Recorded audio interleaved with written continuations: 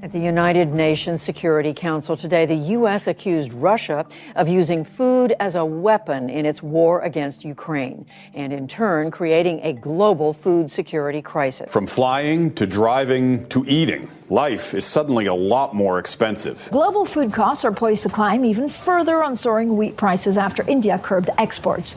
Droughts, floods, and heat waves are threatening production worldwide, just as Russia's war in Ukraine throttles supply from one of the largest growers. Across the globe, rising inflation, growing trade tensions, extreme weather, and war have led to ever higher food prices, and in many places, shortages of once plentiful staples like wheat and rice. Bloomberg's Agnieszka de Sousa reports that this problem of food insecurity has now become a top issue in election campaigns in Europe, Asia, and South America, and even in the U.S. More than 2 billion people will head to ballot polls between October and May or June. And it's some of the most populous countries, India, Indonesia, Mexico, Egypt, Argentina, and so on. And later I talked to Chatham House food security expert Tim Benton. It's not just low-income countries and climate-vulnerable countries. It's also the rich world. Across the European Union, for example, 5 million people a year die from dietary-related ill health.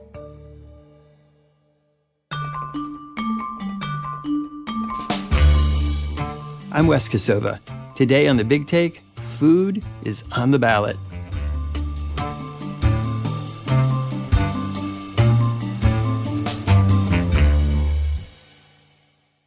Aggie, you're right that we are starting to hear about food and food insecurity and food politics in elections all around the world. Why has food become such a big election issue now? I guess we can just go back a little bit and try to understand and look at the global picture right now. I mean, we've had almost 2 years of inflation. It started with developing countries and spilled over to developed countries. It's something very sticky. Central banks have managed to control, to an extent, core inflation, but it's the food inflation that is just not going away. It may be easing, but it's not going away. It is a big issue, and it's something that's visible on supermarket shelves. It's something very, very close to anyone. There are so many food risks out there that politicians will need to pay attention to, and I would summarize it in a couple of words: war, the weather, and export bans. And essentially, erratic weather from heat waves, hail, floods have an impact on key crops around the world. Anything from wheat, rice, to olive oil, tomatoes, even livestock. At the end of the day, livestock needs water, it needs food, it needs grass, and even something like milk supply could be affected. And it just depends where you go, you're gonna see the impact. At the same time, the war in Ukraine restricted flows of key crops out of the country. Sunflower oil. Ukraine is absolutely a dominant producer in that market. Prior to Russia's invasion of Ukraine, that country exported nearly half the world's supply of sunflower oil. Now grocers in the UK and Europe are limiting how much people can buy as those supplies dwindle. Wheat or corn, all of that has been affected by the conflict, and an agreement that was meant to facilitate the flow, the safe passage of those crops out of Ukraine has largely came to an end because of the Russian withdrawal from it. In Ukraine are accusing Russia of grossly violating international obligations. That comes after the Russian Defense Ministry said all ships sailing into ports in the Black Sea would be considered military ships. So that's especially affecting countries that were dependent on Ukraine for their imports. And then, we've got risks from the return of El Nino. Over 3 years, officially, El Nino has develop down in the Pacific. We always watch El Nino and La Nina based on how they affect our hurricanes. We haven't seen it play out completely in terms of the true impact. We are seeing little by little the impact from El Nino, but we know there will be more. There will be more of it, and countries are nervous. And we see countries in Southeast Asia, for example, being nervous about it. You know, all that nervousness, what's going to happen to El Nino? What's going to happen to the weather? Inflation, that need to control food inflation, is making governments nervous. So they are trying to do something. And that's when protectionism comes in. So they need to control the exports. Let's keep our foods at home, so our prices are not too high. You know, let's control the prices through the flow of goods.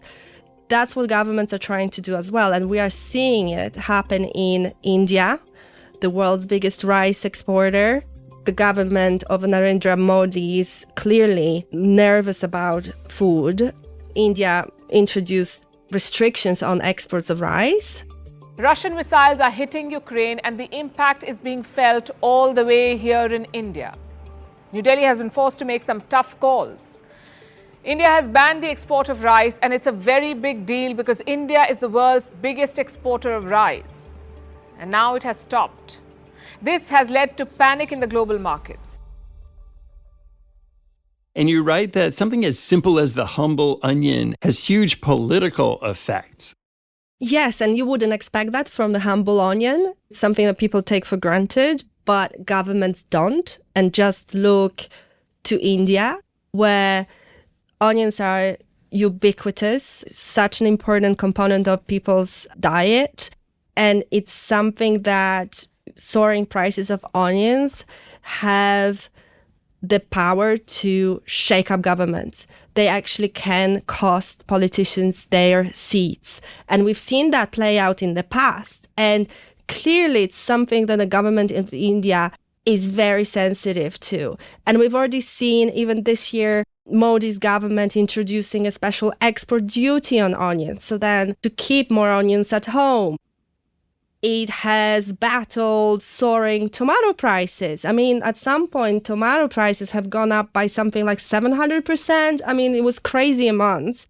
Restaurant chains like McDonald's couldn't even get hold of them. Inflation is still high. It has come down. They have managed to keep it somehow under control. So we're seeing the signs of easing, but we are seeing prices of staples, of spices, of grains, very, very high compared with a year ago. So this is something that for people were in a country where there's still plenty of food insecurity, of malnutrition, you know, it's still something that needs to be addressed. And the government is clearly trying to do that. You also write that in 2023 and 2024, there are a lot of elections around the world, which is another reason why food has become such an issue. Where are some of the countries where we're seeing this happen? More than 2 billion people will head to ballot polls between October and May or June. And it's some of the most populous countries, you know, India, Indonesia, Mexico, Egypt, Argentina, and so on. What we're seeing is governments or political parties, opposition parties, trying to address two issues. One thing is, how do we appeal to consumers, anyone that buys food? But then how do we appeal to farmers? Still a very powerful political force in many countries. I think, Wes, we spoke a year ago or so, and we talked about how powerful farmers can be, because there are millions of them, and there are lobby groups, and they're quite vocal about their discontent. If there is discontent, farmers will go and protest and show it. One key example is Poland. We've seen that in the elections this year. Discontent among farmers was brewing for months.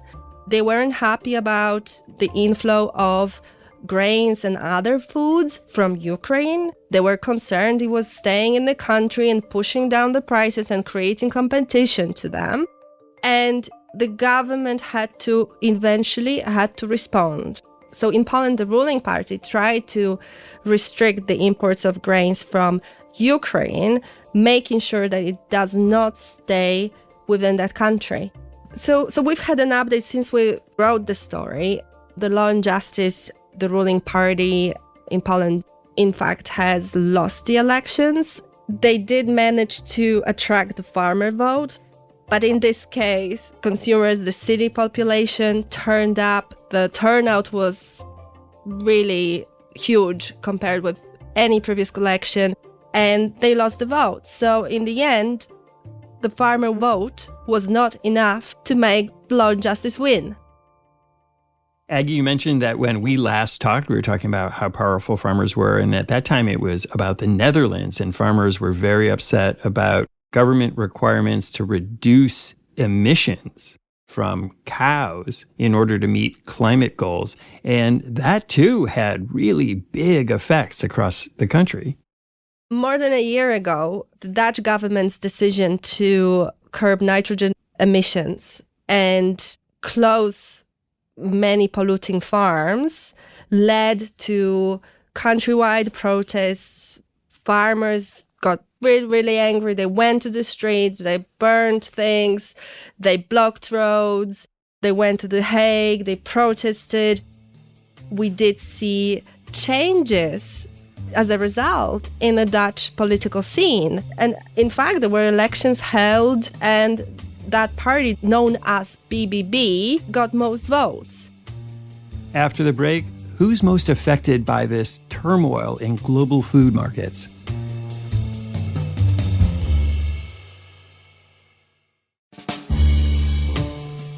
Aggie, another country you write about that's facing these questions about food in their elections is New Zealand.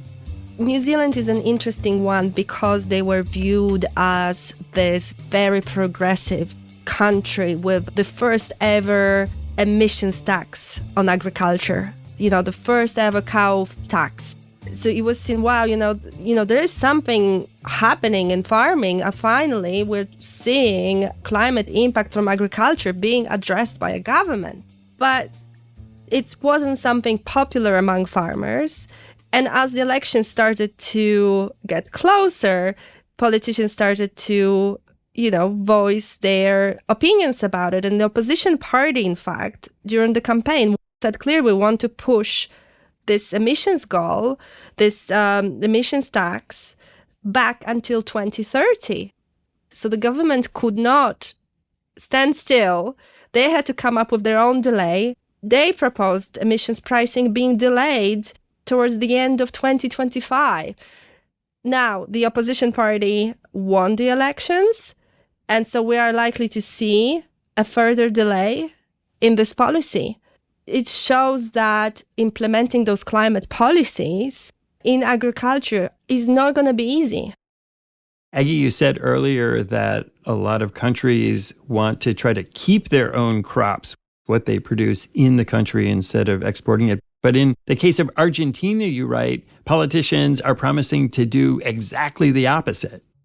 Argentina is kind of an outlier in my piece because we've noted that food has become a more common issue. Addressing farmer needs has become more common theme in upcoming elections. But Argentina is one of those countries where actually food and farming has mattered for decades. So typically in those crop exporting countries like Brazil or Argentina, farming, food production do matter for governments, and they do matter for elections. But in this case, what's interesting is that the candidates, especially the shock frontrunner during the election campaigns, Javier Milei, was actually pushing for the opposite, was pushing for liberalizing farming, which would actually be quite positive from a global point of view, because that would mean more supplies coming out of Argentina. So we're not talking here about protectionism and restricting supplies. We would be potentially talking about more soy meal, more corn, more beef coming out of Argentina. What are we to take away from all of this? I think the fact that there are many different food risks. Food inflation is not going away. It's very sticky. The fact that elections are coming, likely to lead to policy changes, all of that points to a very unstable food security situation in the world. Aggie, always great talking with you. Thanks for coming on the show. Thank you so much. Now let's hear from someone who's studied this problem for years. Professor Tim Benton leads the Environment and Society program at Chatham House in London, and he's worked on food insecurity issues with UK governments, the EU, and the G20. Tim is someone who thinks about food and food insecurity for a living. Can you paint us a picture of the world's food supply right now?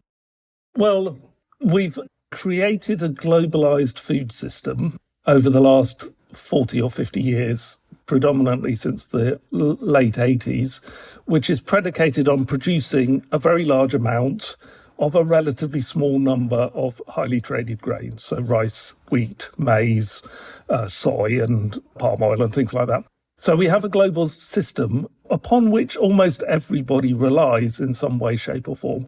So we've got this food system, which is normally very efficient, but as the climate changes and as the demand for food grows and we're undermining the ability to produce that food, the global food system is also getting more volatile. So shocks from the climate is disrupting supplies. We have seen over the last 15 years or so significant fluctuations in prices, fluctuations in availability. And of course, all of those interact with what else is going on in the world. So in a sense, the climate and environmental degradation is making the supply tighter and more volatile at a time when the world is getting tighter and more volatile. And Tim, where are you seeing this most acutely right now? Well, everywhere, really. I mean, it's not just low-income countries and climate-vulnerable countries. It's also the rich world. I mean, across the European Union, for example, 5 million people a year die from dietary-related ill health. And many of those are people who are really economically marginalised, eating the worst sorts of diets. Lots of calories, but not enough nutrition. So given the post-Ukraine, post-COVID cost of living crisis, everywhere in the world has suffered significant food inflation. And whether you're a poor person in a poor country or a poor person in a rich country, that really matters. And inflation of food prices of running over 5% is happening in all countries. 60 to 85% of all countries are suffering high food price inflation at the moment. And 86% of low and middle income countries are having significant food price inflation. The world's two largest economies, the US and China, drive a lot of decisions around the world. How important is that to the global food supply? Pretty big, but not the only determinant, because the major determinant of the kind of globalized food system comes from the major breadbasket regions. So production in the US, in Latin America, in Europe, in Indonesia, Malaysia for palm oil, and in China and Asia, Southeast Asia for rice and so on. So we've got 5 major breadbaskets responsible for maize, soy, wheat, rice and oil, the major commodities. So all of those countries have a significant leverage on the debate. But nominally, at least, they're governed by the World Trade Organization and, the rules put in place in the late 80s for trade liberalization. But as the World Trade Organization and other multilateral bodies are undermined by governments swinging to the right and pandering to protectionist reasons, the ability to circumvent the trade rules is growing. And the US has played a part in undermining the WTO. And the production in those breadbasket regions and the power of China to dominate some of the markets, they're all part and parcel of the situation. But there isn't one central brain. That's part of the issue with the food system, that it's literally a complex system, that the behaviour emerges from every single farmer, every single trader, every single food company, every single consumer making individual choices. And it's very difficult. It has no central brain. It's not governed. And it is very subject to events such as wars, trade wars, protectionism, COVID, interruptions, port infrastructure getting flooded, and a whole range of other things. Any one of these things can lead to a kind of domino effect that creates a risk that reverberates around the world because of a supply chain interruption. When we come back, what can be done to stabilize the global food supply?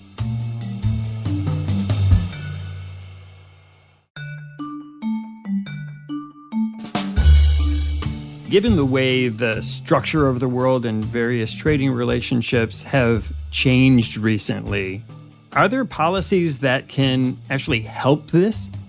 That's a question for which we could debate for a very long time. There is a need increasingly to think about food security, whether you're in a rich country or a poor country, in terms of if the global market falls apart, where does your food come from? Because over the last 40 years or so, there has been a lot of a country saying, well, we're really good at growing this. We'll grow an excess of it, we'll export the excess, and we'll buy in what we're not growing. So trade on comparative advantage. That only works if the world is stable. And if you're a country, a liberalised trading country like the UK, you rely on the global market to supply your food. So if something goes wrong, you have to have a plan B. So countries are thinking about their plan Bs. How do you build resilience? Do you trade with your enemies? Do you onshore and develop your local growing capacity or whatever? So however you kind of square that circle in terms of the world becoming more fragmented, trade becoming more difficult, there are trade-offs. And this is why, again, this becomes politically really important.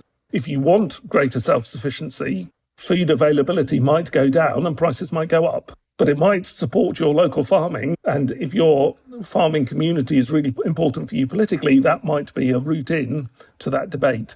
But the reality of your answer is we want a calm world that is rules-based, where everybody plays nicely, but we're not in that world at the moment. And we're not in that world both because of the geopolitical tensions, but also because of climate change.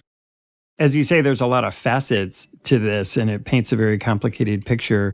Is there one thing that you're especially concerned about right now? Well, in the short term, I'm especially concerned about the next 12 to 18 months. 2023 has been obviously a year of different character when it comes to the weather, on top of which we have a growing El Nino, which typically impacts a swathe of countries in the middle of the world. And if you look at the swathe of countries in the middle of the world, whether it is Venezuela, Colombia, DRC, Democratic Republic of Congo, South Sudan, Somalia, Ethiopia, Pakistan, all of those countries are teetering on the edge of state fragility. So if we have an El Nino that creates floods and droughts, on top of already a super hot world in 2023, hottest year in record, who knows what the food supply impacts will be and what their impacts will be on migration flows, human displacement, on global food prices and so on. Are there any politicians or countries that you think are doing it right or are proposing an alternative that could help this situation? No, but there are emerging shoots, I think, of hope. So the biggest political challenge is to move to a food system that supplies healthy diets in a sustainable way. And that implies shifting the demand side, so shifting what people eat and how much they eat, rather than producing an oversupply of some grains that end up contributing to dietary ill health and getting thrown away, particularly in the rich world.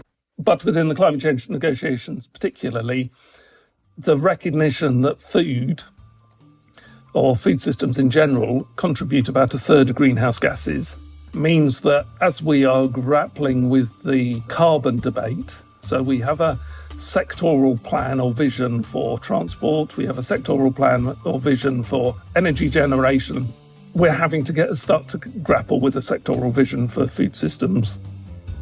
Tim, thanks so much for your time. This was really fascinating. Thank you, Wes. Lovely to speak to you. Thanks for listening to us here at The Big Take. It's a daily podcast from Bloomberg and iHeartRadio. For more shows from iHeartRadio, visit the iHeartRadio app, Apple Podcasts, or wherever you listen. And we'd love to hear from you. Email us questions or comments to bigtake@bloomberg.net. The supervising producer of The Big Take is Vicky Vergolina. Our senior producer is Catherine Fink. This episode was produced by Zenab Siddiqui and Federica Romaniello. Hilda Garcia is our engineer. Our original music was composed by Leo Sidran. I'm Wes Kosova. We'll be back tomorrow with another Big Take.